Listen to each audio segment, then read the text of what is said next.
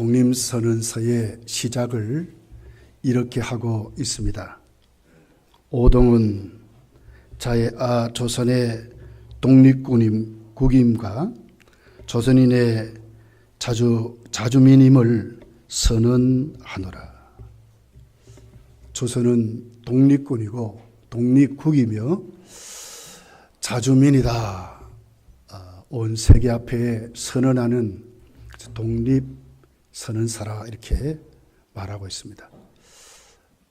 100년 전에 우리 민족은 3월 1일 날, 지나간 3월 1일 날 독립선언서를 낭독하고부터 구체적인 핍박과 폭력에 시달리게 됩니다.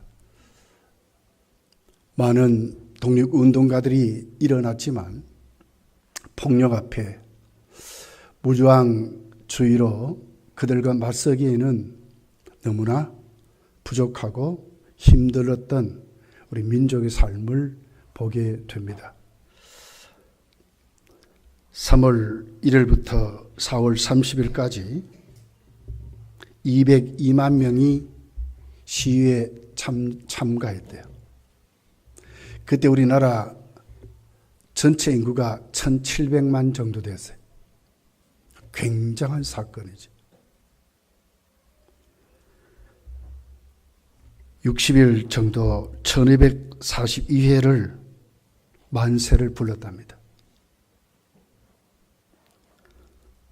그 무자비한 총검 앞에 7,509명이 사망하고 15,961명이 부상을 입었고 46,948명이 체포가 되고 불에 탄 주택이 715호, 학교가 2곳, 유일하게도 교회가 47개가 불에 탔습니다. 특별히 한국교회의 가장 가슴 아팠던 사건은 1919년 4월 화성에 있는 제암리 교회였습니다. 성도들을 교회에다 불러 모아놓고 불을 질렀어요. 뜨거움에 견디지 못해서 뛰쳐나오는 성도들을 총으로 사살하고 29명이 그 자리에서 죽습니다. 그리고 마당에 6명이 사살이 돼서 그리고 제암리에 한 30여 되는 모든 주택이 전부 불에 타버렸습니다. 제암리는 아주 초토화가 된 그런 사건으로 기록이 되어 있습니다. 일본의 기독교가 목사님들을 위수해서 그곳에 와서 사죄를 하고 그랬지만 아직도 일본 정부는 거기에 대해서 잘못했다 말을 안 한다고 합니다. 이것이 우리 민족이 일본에게 당했던 3.1운동의 뼈아픈 그런 시련으로 기록에 남아 있습니다. 그때의 기독교 인구는 한 30만 명 됐어요. 그러니까 한 1.8% 됐죠. 그 중에 대다수가 전부 독립운동에 참가했고 그때의 우리 민족을 리드한 그 같은 사람들은 바로 기독교였다고 하는 겁니다. 어떻게 이렇게 됐을까? 교회에서 모여 기도하고 교회에서 학교를 세우고 병원을 세우고 그리고 문서를 만들어서 선교사들 통해서 온 세계에 알리는 운동을 교회가 그렇게 했답니다. 무슨 힘으로 그렇게 했을까? 불교도 아니었고 동학이라는 이름으로 천도교가 처음에는 가담했지만 결국 기독교만이 유일하게 끝까지 대한민국의 독립을 부르짖고 외쳤다고 이렇게 하고 있습니다. 이번에 저는 하노이에 있었던 미북 정상회담을 보면서 정말 믿을 수 없구나. 회담 마지막 그 회담에 대한 그 두 정상이 합의한 합의서에 도장을 찍고 합의서를 낭독하는 바로 그 전날 또 그날 또 오전만 해도 99%가 됐다 그랬어요. 그런데 하루아침에 언제 그런 일이 있었냐 싶고 원점으로 돌아가 버리고 마른 것입니다. 이걸 보면서 정말 우리나라, 우리 개인, 정말 우리나라를 지키는 이 운동이 어떻게 일어나야 될까? 3월달 고난의 달입니다. 왜 예수님이 십자가에 못 박혀 죽어서 했을까? 바로 이런 문제 때문에 그렇습니다. 우리는 평화를 원하고 우리 삶의 복지를 원하지만 너무너무 우리에게는 일어난 그 사건, 사고가 오늘도 우리에게는 불안케 하고 이 지구촌에 온전하고 완전하고 영원한 것은 하나도 없다고 하는 겁니다. 언제 변하려는지, 언제 마음이 헷가닥하려는지, 누구를 믿고 누구를 의지해야 하는 것이죠. 우리는 오늘 이 말씀을 보면서 저는 시편 146편을 생각해 봤어요. 하나님께 소망을 두는 자는 복이 있다고 하는 것입니다. 왜 하나님께 소망을 둬야 될까? 요즘 우리나라는 사실 정치적으로, 경제적으로, 교육적으로, 사회적으로 앞으로 우리 후대까지 참으로 미래가 암울한 것 같아요. 여러분 뉴스를 봤죠? 우리나라의 출산율이 세계 유일하게 0점대로 내려갔습니다. 1%도 안 됩니다. 온 세계 꼬치국가입니다. 0.96%라고 합니다. 0.96%. 한 가정이 한 명도 이제는 안 낳는 거예요. 이래 가다 보면 우리 민족의 미래는 없다 이렇게 경제학자일 뿐만 아니라 미래학자들이 그렇게 지금 진단하고 있습니다. 이것이 오늘 우리가 당한 현실입니다. 정부가 아무리 좋은 정책을 만들어 해도 사회가 불안하니까, 우리 삶이 불안하니까, 오늘 우리에게 닥쳐진 현실이 불안하니까 우리는 오늘 이렇게 되고 말았다고 그렇게 말하고 있습니다. 여러분, 오늘 시편 146편부터 마지막 150편까지를 보면 시작을 할렐루야라 시작해요. 그리고 맨 마지막에 할렐루야로 모든 시편이 마치고 있습니다. 왜 시편의 결론을 마지막 그 찬송 시들로 지어진 그 시편의 결론이 할렐루야라 시작할까? 그리고 인생의 결론이, 시편의 모든 결론이, 그 장의 모든 결론이 할렐루야로 마칠까? 왜 그렇겠습니까, 여러분? 인생의 근본이 오늘 우리가 하나님께로 돌아가야, 우리의 삶의 목적이 하나님께로 돌아가야, 우리의 삶의 방법이 하나님께로 돌아가야, 오늘 우리가 이 말씀 첫 번째로 생각할 것이 오늘 1절부터 2절까지를 한번 자세히 한번 보세요. 한번 우리 읽어보겠습니다. 1절, 2절입니다. 시작. 할렐루야, 여호와를 찬양하라. 나의 생전에 여호와를 찬양하며 나의 평생에 내 하나님을 찬송하리로다. 깊은 고백입니다. 깊이 깨달음입니다. 내 생전에, 내 평생에 하나님이 나의 하나님이 되셨기에 하나님을 어떻게 해요? 찬양하겠다고 합니다. 이것이 할렐루야라는 단어입니다. 하나님을 평생에 높이고 산다고 하는 것입니다. 내 생명이 붙어있는 이 순간까지 내가 하나님 앞에 내 삶의 자리를 내려놓겠다고 하는 것입니다. 왜요? 그분은 시편 기자의 하나님이셨습니다. 믿을 것 없고 불안하고 초조한 이 세상, 너무너무 오늘 우리 앞길이 요원한 이 세상, 진짜 믿을 곳이 어디 있는가? 진짜 내 인생의 목적을 정말 걸 수 있는 곳이 어딘가? 내 삶의 방법을 내려놓을 그 자리가 어디인가? 여호와를 찬양하는 자리였다는 거예요. 여러분도 정말 오늘 이 시편 기자를 보면서 오늘 내 삶이 지금 어디에 내려놓고 있는지, 내 삶의 처세와 방법이 어디에 있는지를 한번 깊이 생각하는 그런 시간이 되어야 될 줄 믿습니다. 그러면서 오늘 이렇게 고백을 합니다.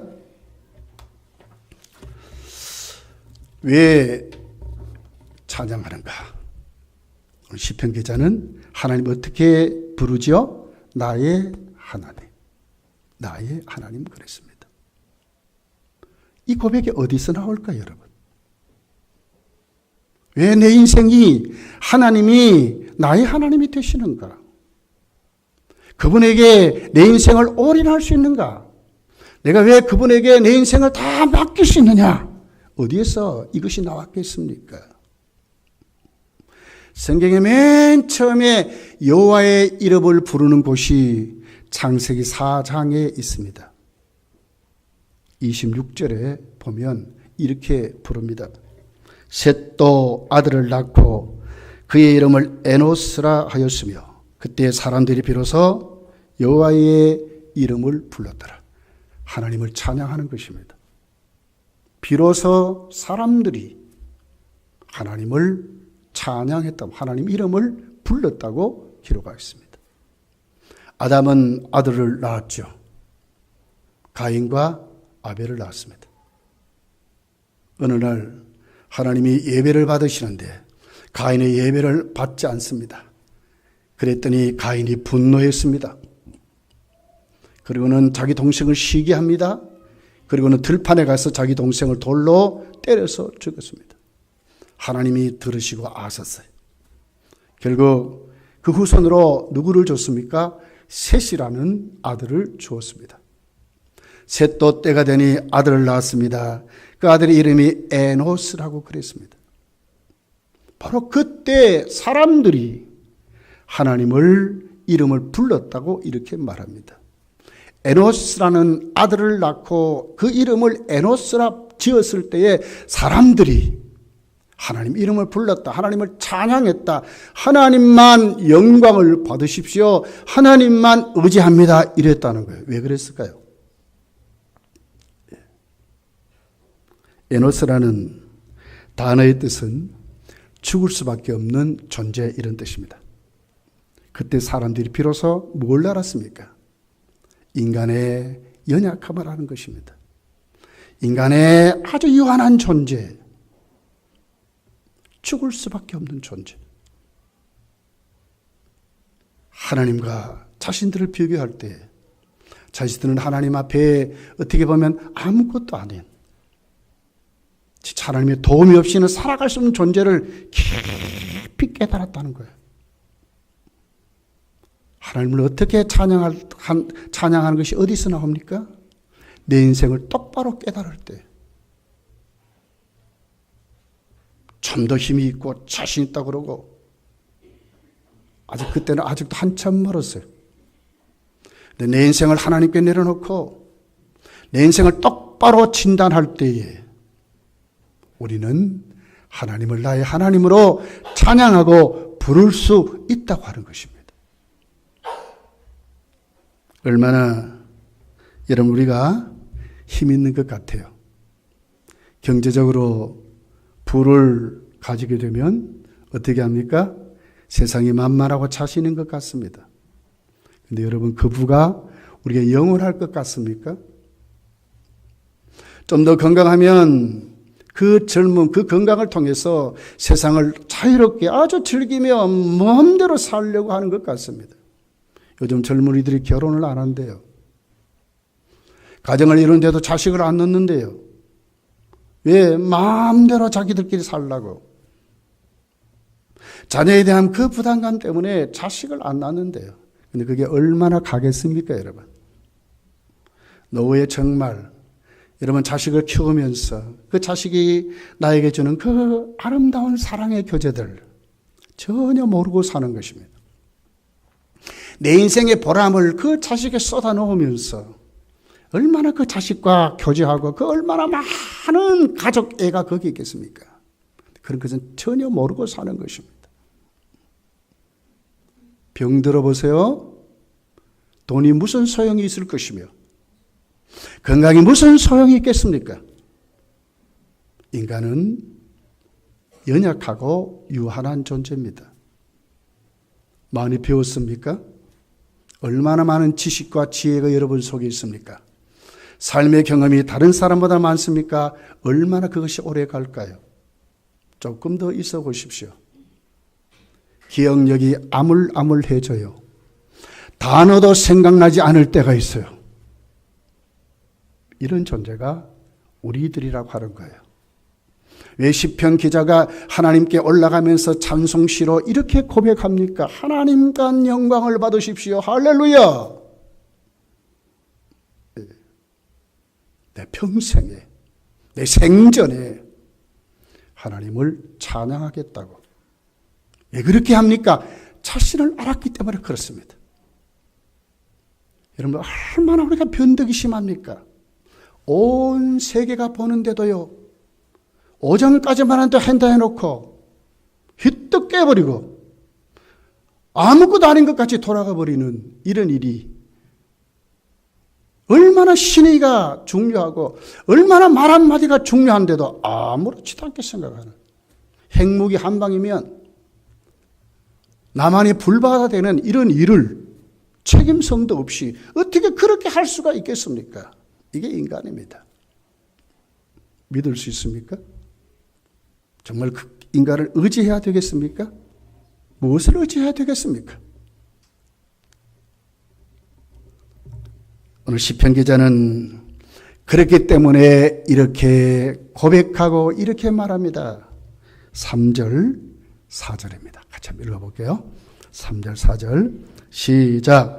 귀인들을 의지하지 말며 도울 힘이 없는 인생도 의지하지 말지니 그의 호흡이 끊어지면 흙으로 그날에 그의 생각이 소멸하리로다. 뭐라 그래요? 우리 인생이 어디 있다고요? 호흡이 있대. 코에 있다는 거예요. 코에. 얼마나 크게 봤는데, 얼마나 강하게 봤는데, 여기 했딱 하는 이 코에 내 인생이 달려있다는 거야. 이사야 2장 22절에 보면 이렇게 기록합니다. 너희는 인생을 의지하지 말라. 그의 호흡이 코에 있나니 생활 가치가 어디 있느냐. 코에 있대, 코에.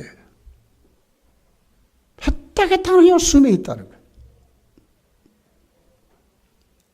시체와 살아있는 인간을 어떻게 구분합니까? 숨이 끊어지는 거예요.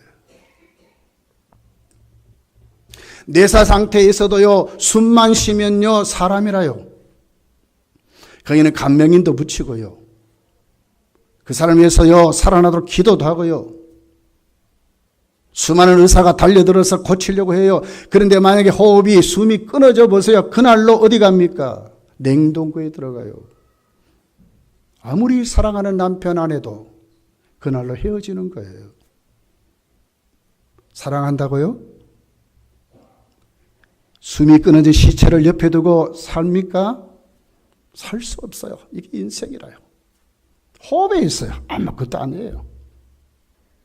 숨만 쉬면 그날로 우리는 뭡니까? 내 인생이 끝나는 거예요.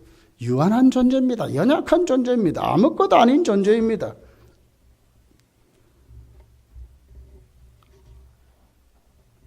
만약 이렇다면 얼마나 우리 인생이 허망하고 아무것도 아니겠어요. 시편 기자가 뭘 얘기합니까? 그렇기 때문에 시편 기자는 누구를 발견했습니까? 인생 자신을 발견한데 뭐가 있습니까? 거기에 하나님이 계신다는 거예요. 내 인생을 해결해 줄 분. 내 인생을 책임져 줄 분이 있더라는 거예요. 그분을 발견하니까 허망하고 아무것도 아닌 것 같은 인생이 새로워진 인생이 된 거예요. 참된 인생이 된 거예요. 내 영혼아 여호와를 찬양하라. 할렐루야.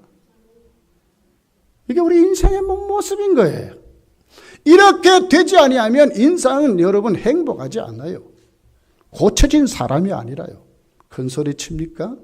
언제까지 그렇겠습니까? 아무것도 아니에요, 우리 인생에.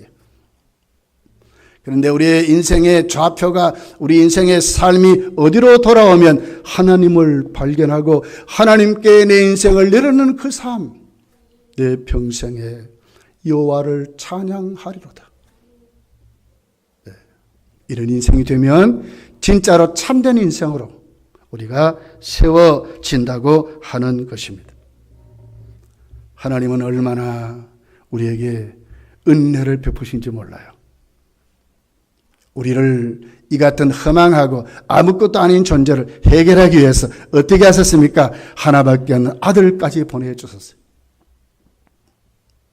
예수님 어떻게 하셨어요? 사망 권세를 깨트리고 죽음의 권세를 이기신 분은 예수 그리스도밖에 없어요. 죽음을 코에 달고 살지 않습니까? 호흡이 끝나면 그날로 끝나는데 얼마나 여러분 우리 인생이 두려움 속에 삽니까? 그럼에도 불구하고 이 문제를 해결하시려고 그 두려움을, 그 사망의 권세를 하나님의 아들이 와서 해결했다는 거예요. 이걸 깨달으니까, 이 같은 가치를 발견하니까 주 예수밖에 없네 이렇게 되는 거예요. 내 평생에 하나님을 찬양하겠다고 그렇게 고백하게 살게 되는 거예요. 얼마나 자신 있습니까? 그런 인생 살면. 여러분 오늘 우리 모두가 이 같은 모습으로 세워져 가시기를 예수님 축복합니다. 두 번째를 보면 왜 우리가 하나님을 의지하고 소망을 하나님께 두어야 되는지를 우리에게 말씀하세요. 5절입니다. 자, 우리 5절 한번 읽어볼게요. 시작. 야곱의 하나님을 자기의 도움으로 삼으며 여호와 자기 하나님께 자기의 소망을 두는 자는 복이 있도다. 왜 그렇다고요? 하나님만이 우리의 참된 도움이시기 때문에 그렇습니다. 하나님만이 참된 도움이래요. 오늘 3절에 초반절에 이렇게 말하죠.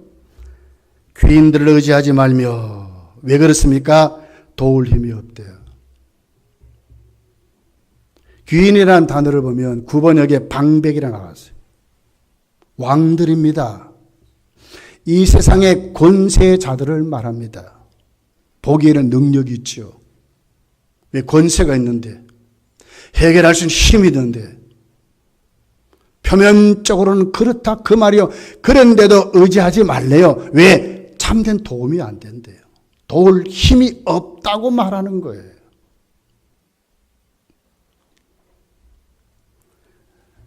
이스라엘은 지정학적으로 그들은 위에는 아수르와 시리아가 허시탄탄 그들을 노리고 결국 그들에게 나라를 잃어버립니다.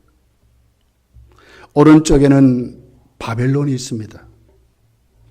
밑에는 애굽이 있습니다. 왼쪽에는 블레셋과 바다가 있습니다. 모든 360도 모든 주위가 적들로 에워싸서 포위되어 있는 그런 것이 이스라엘의 모습입니다. 하나님 왜 그들을 거기에다 보냈을까? 그게 무슨 이유가 있지 않겠습니까? 하나님의 뜻이 아니고는 이루어진 것이 없다 그러는데 왜 하나님이 이렇게 포위된 이런 지역에다가 이스라엘을 심어놨겠습니까? 왜 그렇습니까? 하나님만이 참된 도움이 되신다는 것을 하나님만을 의지하도록 하기 위해서 그랬습니다. 우리나라를 한번 보십시오. 우리나라 지금 어떻습니까? 우리 위에는 중국이 있습니다. 러시아가 있습니다. 무서운 북한이 핵무기를 갖고 우리 머리 위에 지금 우리는 핵무기를 이고 사는 우리들입니다. 삼면이 바다가 아무 데도 갈 수 없는 곳에 우리는 있습니다. 밑에는 일본이 우리를 그렇게 우방이라 하지만 우방인 것 같지 않아요. 우리나라도 지정학적으로 이스라엘과 비슷해요. 그런데도 유일하게 여러분 우리 민족은 어떻습니까? 특별히 기독교가 왕성한 나라입니다. 이렇게 주일날 교회마다 문을 열어놓으며 수많은 성도들이 구름대까지 모였다가 나가는 곳이 어디입니까 여러분? 세계 기독교의 역사에 이런 것도 이런 나라 없습니다. 하나님이 왜 우리나라를 여기다 심어놓고 미국 다음으로 우리나라를 이렇게 기독교가 이렇게 성장하도록 발달하도록 합니까? 하나님만이 너희 도움이 되신다고. 하나님만을 의지하라고 우리에게도 지금 그 같은 신호를 가지고 하나님이 역사하시는 것입니다. 누가 도움이 되신다고요? 하나님만이. 귀인들을 의지하지 말아라. 왜 도울 힘이 없대요? 왕들도 도울 힘이 없다면 여러분 이웃이 진짜로 도움이 되겠습니까? 교제할 수 있죠. 일부분 도움이 되지만 진짜 참으로 모든 문제를 해결할 분은 하나님밖에 없다고 말씀하는 것입니다. 6절에 보면 이렇게 기록합니다. 여호와는 천지와 바다와 그 중에 만물을 지으시며 영원히 진실함을 지키신다 그랬어요. 하나님은 어떤 분이세요? 어떤 분이기에 도대체 우리를 돕는다고 말합니까? 하나님은 천지를 만드셨대. 하나님 같은 분이 있습니까? 만드시기만 했습니까? 아니요. 지금도 만드신 모든 창조물을 다스리고 섭리하시고 운행하십니다. 눈을 뜨고요. 그렇게 우리가 잘 보고 잘 가는 끝에도 어떤 데 보면 돌부리에 턱 걸려서 넘어져요. 이거 우리 인생이라요. 내가 조심해야지. 내가 다시는 이런 실수하지 않는다. 됩니까? 하나님은요.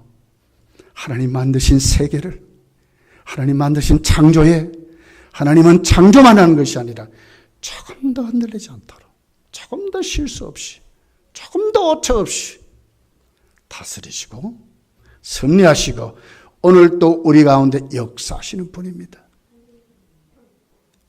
왜 하나님 의지해야 됩니까? 왜 하나님만 도움이 됩니까? 하나님은 그같이 창조하신 전능하시고 지혜가 하나도 없으신 그런 하나님임을 우리에게 오늘 또 가르쳐 주고 있습니다. 우리 개인 보세요. 우리 만물만 그렇습니까? 우리 개인도 누가요? 하나님이 다스려요. 생각을 다스리고요. 우리 삶의 모든 모습을 지금도 하나님은 다스려요. 그중에 특별히 성도들에게 협력하여 어떻게 해요? 하나님이 유익되도록 지금도 우리를 이끌어 가세요. 구원받았습니까? 감사하고 사셔야 돼요.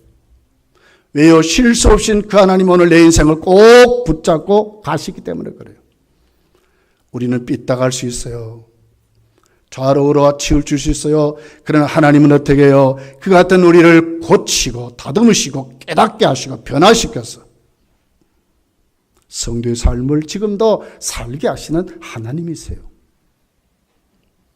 여러분, 누가 행복한 사람입니까? 누가 진짜로 바르게 사는 승리자입니까? 하나님을 도움으로 삼는 자입니다. 7절을 보세요. 억눌린 사람들을 위해 정의로 심판하신다고 그랬습니다. 하나님만이 공의의 하나님입니다.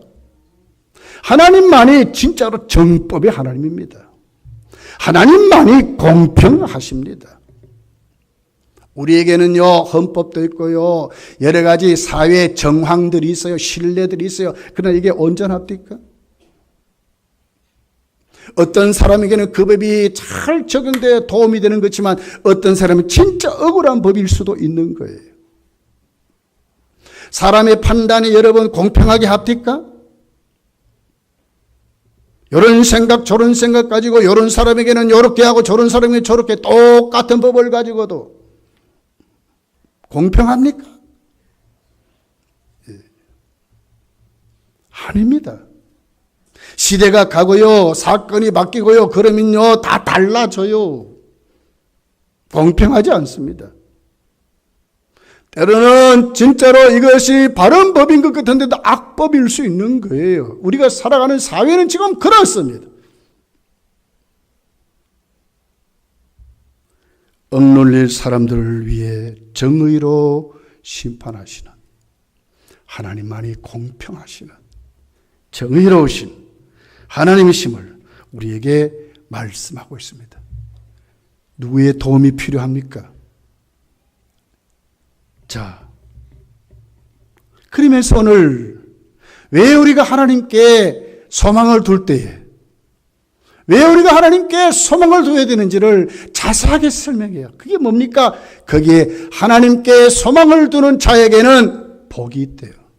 믿습니까? 복이 있습니다. 그럼 어떤 복이 있습니까? 7절부터입니다.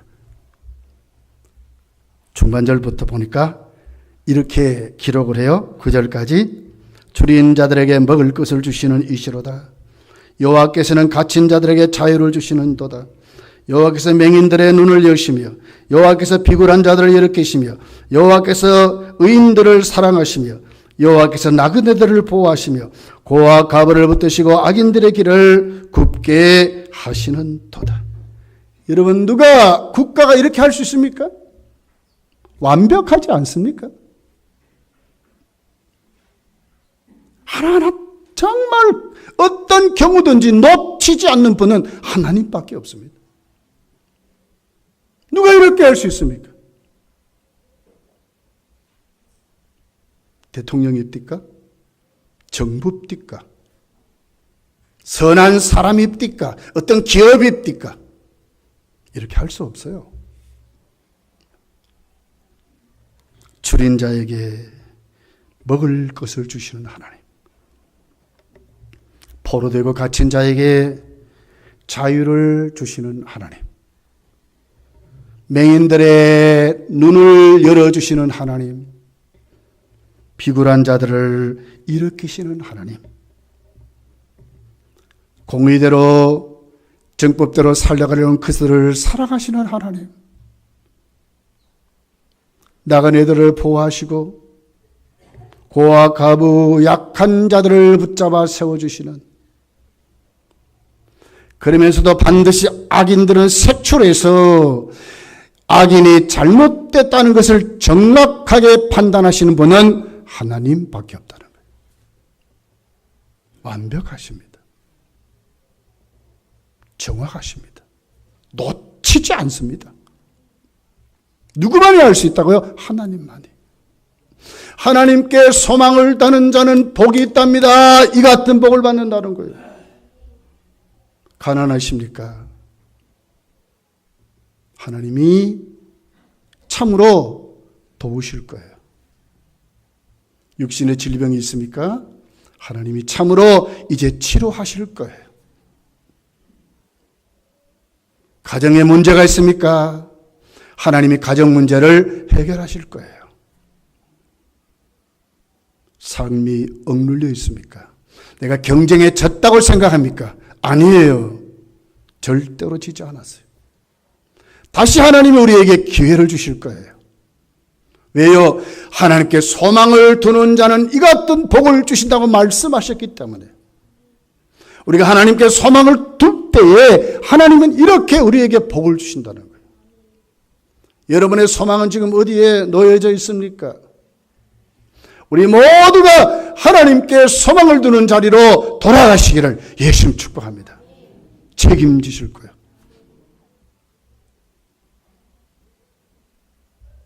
결론적으로 말하죠. 10절입니다.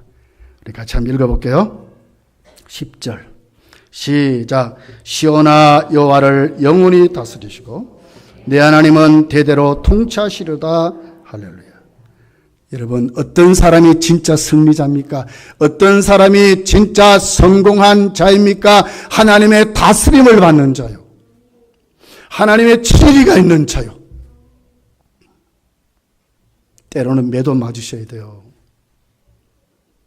그릇된 길, 잘못된 길 가면 진짜 사랑하는 자녀에게 징계하신다고 하잖아요.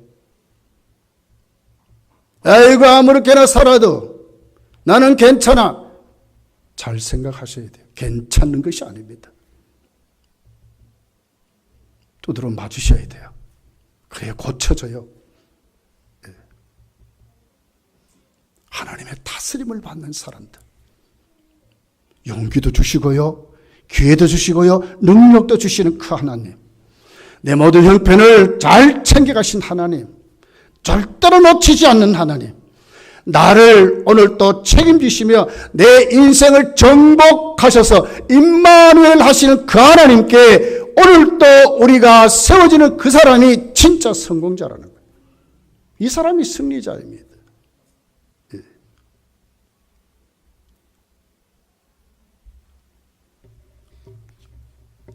절대로 믿으면 안 됩니다. 귀인들을 의지하지 말랍니다. 그렇습니다. 누구를 의지하고 누구에게 소망을 둬야 합니까? 도울 일이 없는 왕입니까? 권세를 가진 자입니까?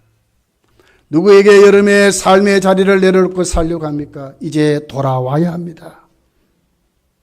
할렐루야. 내 영혼아 여호와를 찬양하라. 이 자리로 와야 합니다. 내 평생에 나의 하나님 앞에 찬양하겠다고 하는 이 자리로 와야 합니다. 그 자리가 하나님께 소망을 두는 자리입니다. 그 자리가 하나님께 도움을 받는 자리입니다. 그 자리가 하나님 앞에 어떻게 해요? 다스림을 받는 자입니다. 그 사람이 성공한 자입니다. 그 사람이 승리한 자입니다. 해결받으실 것입니다. 하나님이 축복하실 것입니다. 2차 대전 때 가장 피해를 본 나라가 이스라엘입니다. 지금 예루살렘에 가면 유대인 대학살 기념관을 지어 놓았다고 합니다. 이름을 야드바심이라 이렇게 이름을 붙였어요. 그 뜻은 기억하라 하는 말입니다. 잊어먹지 말자 하는 것이죠. 뭘 기억합니까? 하나님을 떠난 민족은 이렇게 망한다는 것입니다. 하나님 우리를 사랑했는데 우리는 하나님을 떠났다는 겁니다. 이걸 기억하자는 겁니다. 그러면서도 기념관 입구에 들어가면 대문짝같이 현수막을 붙여놨는데 거기에 이렇게 기록했답니다. 용서하라 그러나 잊지는 말자. 용서하라가 먼저입니다. 그들을 학살했던 그 독일, 그들을 괴롭혔던 수많은 사람들을 먼저 용서하자는 것입니다. 왜요? 가만히 보니까 자신들이 뭘 깨달았습니까? 자신들을 돌아본 것입니다. 어떻게 돌아봤습니까? 하나님을 떠난 것을 본 것입니다. 하나님께 소망을 두지 않고 살았던 것을 봅니다. 그러다가 어떻게 했습니까? 이제 하나님께로 돌아가자는 것입니다. 도전한 창무 선생이 이렇게 사람들에게 글을 써서 말했답니다. 우리나라를 망하게 한 것은 일본이 아니요 이완용도 아니요 그것은 바로 나 자신이요 내가 왜 일본으로 하여금 내 조국의 손톱을 받게 하였으며 이완용으로 하여금 조국을 팔도록 내버려 두었소. 그러므로 만국의 책임은 곧 나 자신이요 자손은 조상을 원망하고 후지는 선배를 원망하고 민족 불행의 책임을 자기 이외에 돌리려 하나 왜 남만 책망하시오. 이것이 안창호 선생의 말이었어요. 다른 게 잘못이 없다는 거예요. 내가 잘못했다는 거예요. 여러분 자신이 이제 하나님께로 여러분의 신앙을 한 번 더 다시 한번 생각해 보고 이 고난의 달에 우리 민족이 나라를 잃었을 때 얼마나 비극적인가를 생각하면서 성도이면서도 하나님 없는 삶이 아니라 진짜 도움이시고 진짜 우리의 소망이 된 그 하나님 앞에 여러분의 삶의 자리를 잘 내려놓으셔서 하나님의 치리가 있고 하나님의 보살핌이 있는 하나님으로 만족하는 하나님으로 진짜 참된 성공을 누리는 삶을 살아가시기를 예수님 축복합니다. 기도하겠습니다.